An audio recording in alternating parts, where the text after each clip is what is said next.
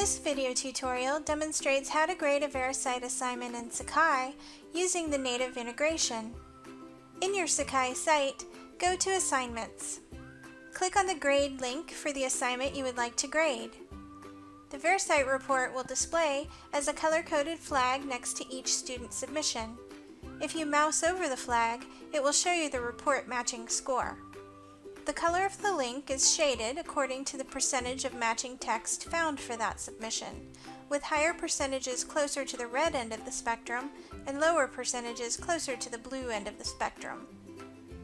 You may click on the flag to open the VeriCite report directly from this screen, or you can click on an individual student and then click on the report link from within the student submission grading screen.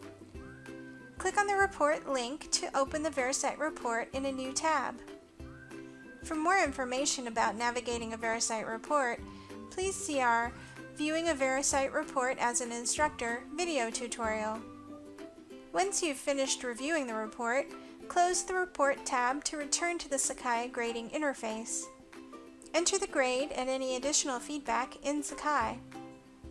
Then save your changes. The assignment submission has now been graded.